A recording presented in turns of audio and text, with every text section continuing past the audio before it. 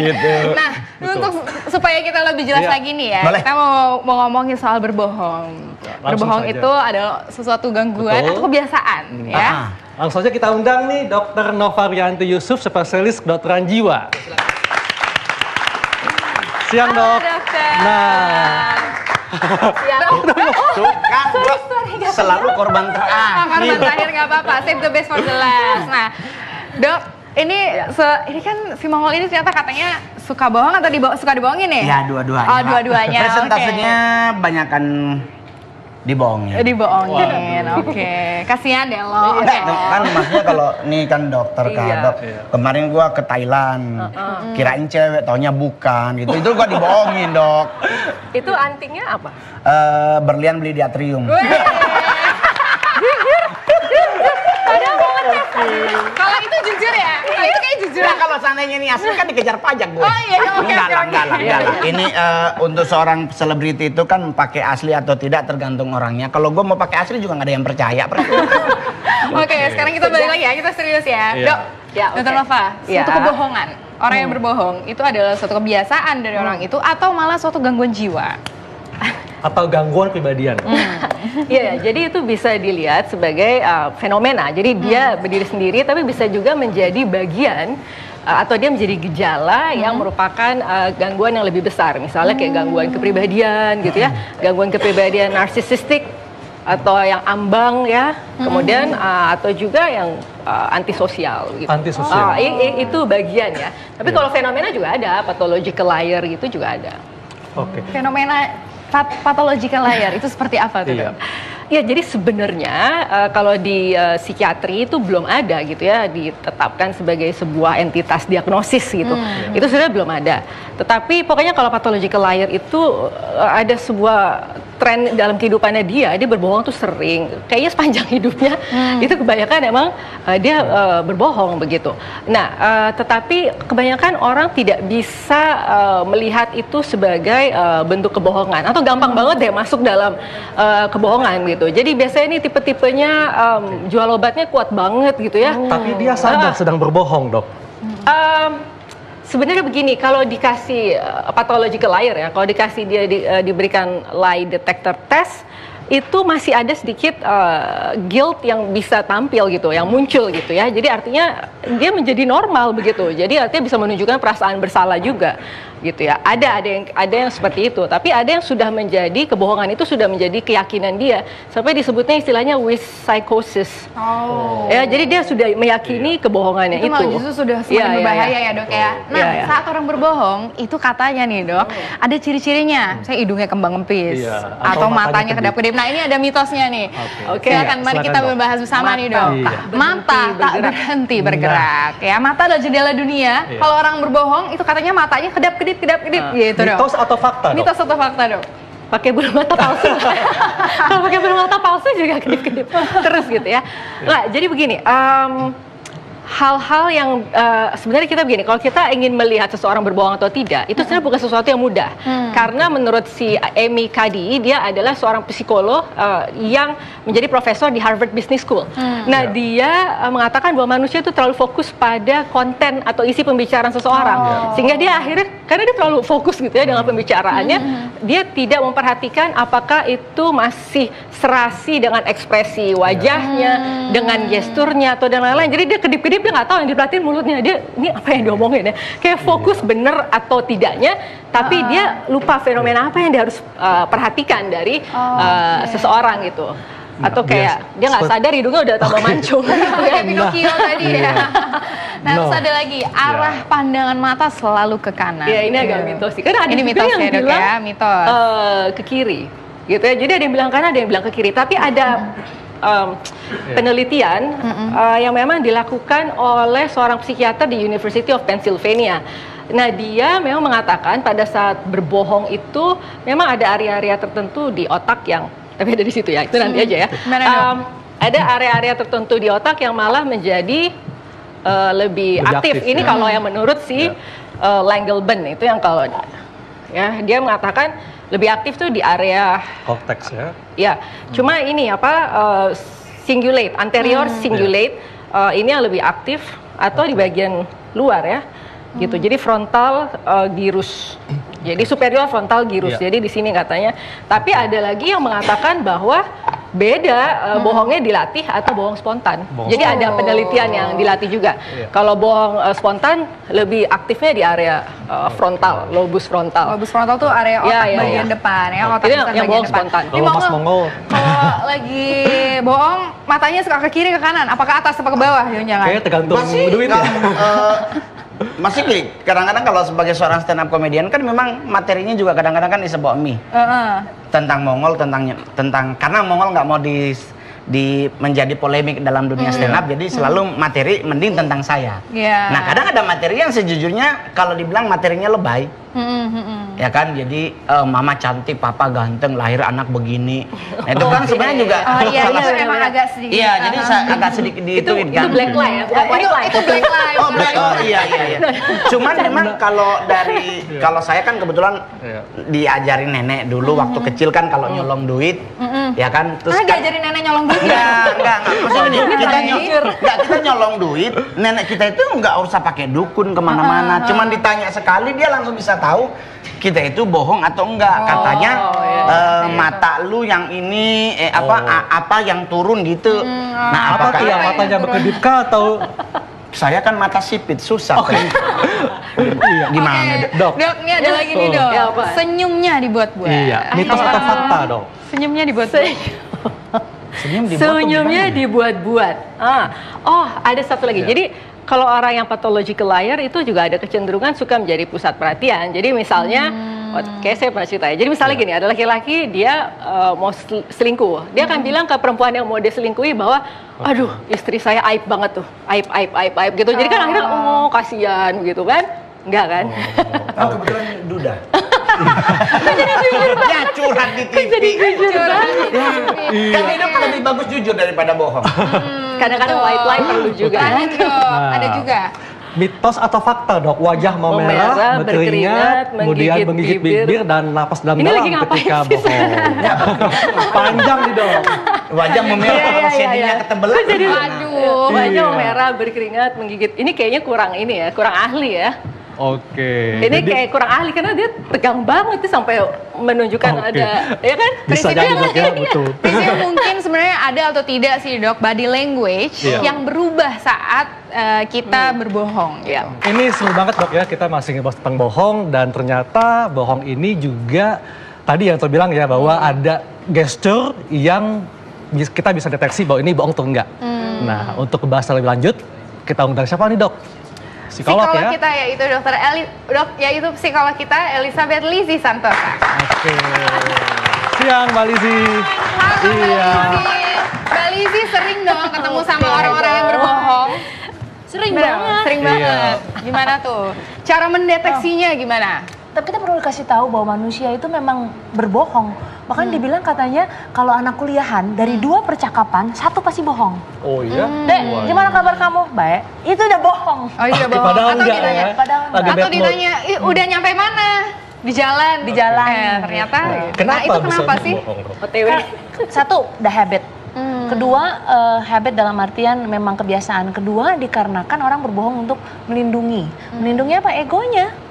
Ya apapun itu pikirannya dia pasti merasa berbohong itu untuk membuat rasa nyaman, ada rasa ketakutan yang dia perlu tutupi dan sebagainya. Atau bahkan sampai menarik perhatian ya, menarik perhatian juga. Nah ini tiba-tiba pakai kacamata nih, biar apa? Biar apa? Biar kelihatan ganteng. Biar kelihatan ganteng di TV. Itu juga bohong, itu juga bohong. Oke, nah kebohongan itu bisa juga berasal dari stimulus juga Dok, atau background itu gimana tuh? Misalnya stimulus atau background seperti apa? Misalnya di keluarga, misalnya mungkin dia sering melihat orang tuanya suka berbohong, sehingga itu benar. diikuti. Jadi bohong itu pertama dilakukan 1, tapi lama-lama dia menjadi bukit. Jadi 1, kalau dia ngelakuin bohong, lalu besok nggak ketahuan. Udah gitu dia aman, nggak pernah ada hukuman, tidak ada konsekuensi. Bohong, lama-lama jadi patologis yang jadi pegunungan berbohong. Jadi lama-lama dia bisa menikmati sendiri Dok. Jadi addiction, jadi habit, jadi kebiasaan, lama-lama jadi karakter. Wow. Itu dia. Nah, kalau udah seperti itu, kan menjadi bahaya ya. Banget. Apakah bisa kita mendeteksi orang yang berbohong? Nah, tadi kan dokter udah katakan mengenai dari body language. Tapi ada juga sebenarnya selain body language yang disebut microfacial expression. Hidung kembang kempis, begitu ya nggak? Aduh ya. Hidung kembang Hidung saya dok. Hidung udah ada ala kadarnya. Ala kadarnya. Salah satu untuk ngedeteksi orang bohong itu adalah satu. Kita kan belum tahu dia bohong apa enggak. Apalagi kalau dia udah patologis dan udah expert ya dok ya. Kita udah nggak ngerti gitu, dia udah rapi banget. Pertama, ajak dia ngomong yang santai mengenai cuaca, rencana minggu, akhir pekan, yang sesuatu yang membuat dia tidak mungkin berbohong. Santai-santai aja. Perhatikan gerakan tubuh dan ekspresinya. Baru setelah berapa menit kemudian kita masuk ke satu pertanyaan yang agak sensitif. Di situ kita lihat perbedaannya. Oh, yang tadi nggak bohong dan yang ini bohong. Kenapa kita tanya yang nggak bohong? Kita perlu tahu kan nggak mungkin orang berbohong tentang perakhiran cuaca, hal-hal yang simple. Nah itu dia, kita perlu tahu dulu baseline-nya dia ketika tidak bohong. Baru setelahnya itu bisa kita bikin perbandingan. Jadi kita tanya hal yang sifatnya pasti seperti itu. Pasti atau yang santai. Yang tidak membuat dia tegang atau terancam begitu. Nah ini saking serunya ya, untuk pemirsa di rumah yang ingin bertanya atau jangan bohong ya, silakan hubungi nomor telepon yang ada di layar kaca Anda. Iya, nah Dokter Nova, ini mengenai mendeteksi kebohongan, kan ada nih namanya lie detector, atau misalnya apakah ada brain mapping untuk mengetahui nih orang ini berbohong? Iya, jadi ada seorang psikolog nih dari Harvard, itu namanya Koslin ya, nama belakangnya. Nah, kemudian dia sebenarnya tadinya mengcounter penelitian yang dibuat oleh seorang psikiater di University of Pennsylvania. Dia tadi mengatakan yang tadi saya tunjukkan bahwa pada saat membedakan orang jujur dengan tidak jujur dilakukan functional MRI, itu kemudian tampak ada aktivasi pada area yang tadi saya katakan superior gyrus, kemudian juga yang cingulata. Nah, kalau menurut si Koslin dia bilang agak susah ya kalau mau ya tadi kan area sini ya yang teraktivasi, yang cingulata, superior cingulata, kemudian ini ya ini dan ini ya regio yang katanya dari penelitian itu menunjukkan ada aktivasi dibandingkan dengan orang yang jujur. Nah tapi kemudian si Koslin bilang enggak, kalau dia ingin meneliti yang lain, dia meneliti antara orang yang berbohong spontan dan yang rehearse. Dia bilang karena itu ada dua hal, yang satu yang spontan itu working memory, jadi lebih ke lobus frontal depan, gitu ya. Sedangkan nanti kalau yang rehearse sudah dilatih berbohongnya, itu namanya membangkitkan memori-memori episodik, jadi lebih ke anterior cortex begitu. Nah itu artinya yang tadi sebenarnya ya, regio yang tadi disebutkan gitu.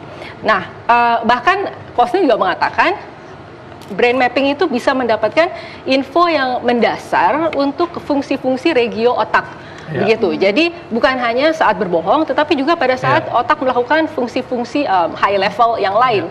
Dan karena berbohong itu juga seorang psikolog di Harvard Business School, dia mengatakan bahwa berbohong itu adalah kerja keras.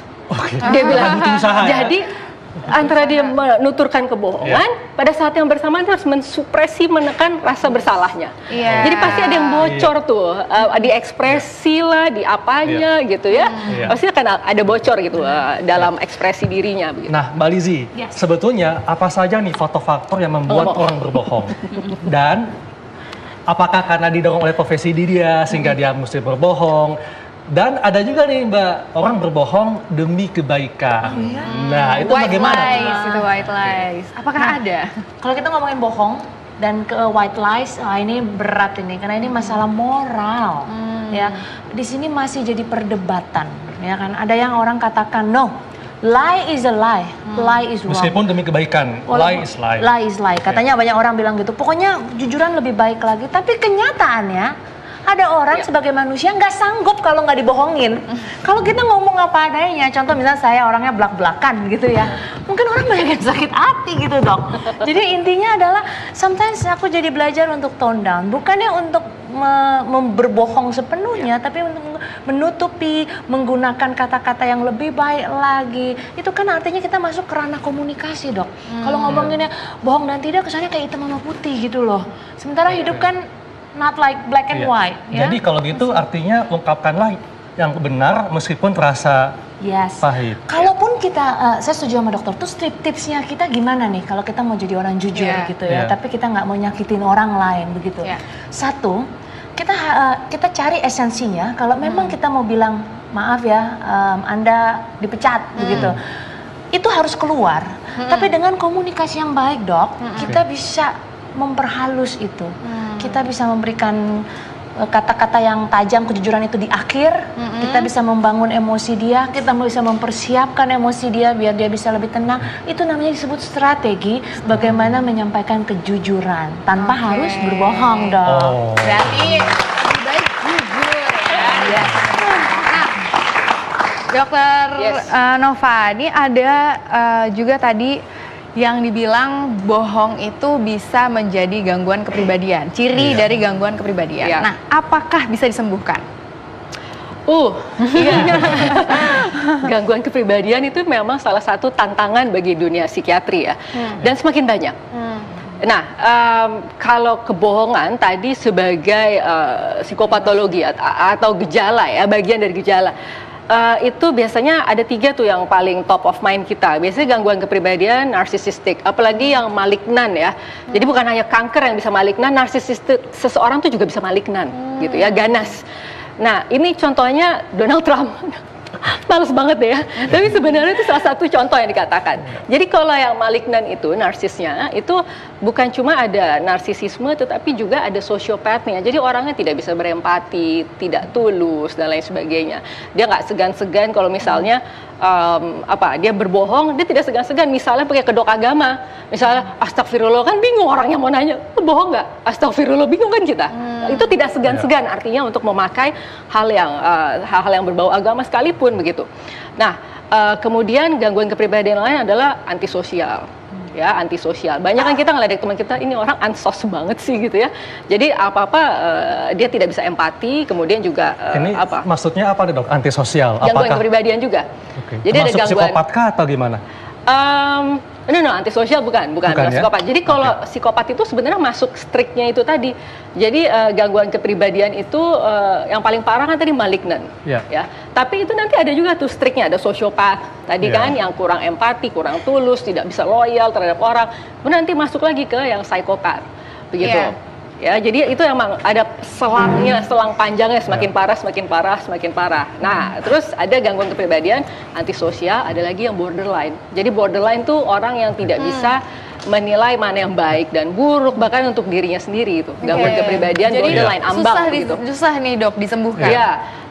Biasanya yang akan pusing sekitarnya. Begitu. Berbicara tentang sekitarnya. Karena jarang banget orang GK, kita nyebutnya GK, datang ke dokter jiwa atau ke psikolog, terus minta, aduh saya biasanya keluarganya ya, Dok ya. Yang sekitar ya, begitu. Nah, Mbak Lizzy, sebetulnya bagaimana nih kehidupan sosial orang yang suka berbohong? Kebayang nggak sih kamu kalau misalnya kita tinggal sama-sama, misalnya loh ya, terus udah gitu aku bohong terus, kamu nyaman nggak? Gak nyaman sih pastinya. Iya, dibohongin pasti, terus ya. Pasti. Belum lagi kalau untuk masalah perasaan, ya nggak, dibohongi, dilukai, belum lagi kalau ada kerugian materi, waduh, jangan sampai ya. Jadi benar-benar memang masalah bohong ini, tadi kita bahas dari perilaku, bisa berkembang panjang sampai ke gangguan. Jadi memang jangan sampai bohong itu jadi kebiasaan, Dok. Oke, kalau gitu bagaimana, Dok, Mbak, cara menghadapi orang yang suka berbohong dan kita tahu dia bohong, tapi dia terus-menerus berbohong. Nah, nih, caranya bagaimana adalah pendekatan treatmentnya, terapinya, Mbak? Kalau terapi susah, memang benar, aku setuju sama dokter, susah sih ya kalau udah kebiasaan. Tapi kalau saya bilang, kita nih punya keluarga atau teman berbohong, kita tidak bisa mengontrol dia, benar tidak? Kita tidak bisa mengontrol kapan dia bohong, tapi kita bisa mengontrol diri kita. Begitu kita tahu, bohong nih dia, nggak benar nih. Biasanya kita apa? Ya, jaga, tarik. Dia mau bikin kerjasama, enggak dulu deh, gitu ya, enggak. Dia ngomong ngajakin sesuatu, kita langsung tarik. Tapi kalau kita menjauh malah kasihan, Mbak, kita membiarkan dia terus berbohong. Nah, ini gimana? Ini bagus banget pertanyaannya. Terus gimana? Bisa juga sih. Pembohong ini biasanya mereka terus berbohong karena tidak pernah ada yang memberikan edukasi dalam artian belum pernah kena batunya. Nah itu dia. Kalau dia kena batunya harusnya seperti apa nih? Kenain batunya. Dikenain batunya. Kenapa? Ya efek jerah dong. Kalau enggak gitu tuh akan terus bertambah terus. Jadi artinya kalau kita maksudnya ketika berbohong langsung kita tembak bohong ya? Ya, itu bisa secara frontal dia akan avoidance pasti ya, bohong ya. Atau saya berikan ya efek jerah karena benar. Kenapa mereka berbohong? Karena satu ada reward terus kan? Reward terus, tidak pernah ada punishment, tidak pernah ada consequence. Sama seperti kita suka nyuri. Gimana caranya? Behaviornya kita modifikasi. Salah satunya adalah memberikan konsekuensi. Ya, misalnya dia suka bohong atau apa, nanti dia akan kena sendiri gitu. Lalu sisanya counseling dan juga pendekatan yang lain gitu. Iya, jadi artinya ungkapkanlah hal yang benar meskipun menyakitkan, tapi tetap ada upaya kompromi di situ. Seperti itu. Baik, terima kasih Mbak Lizzy dan Dr. Nova.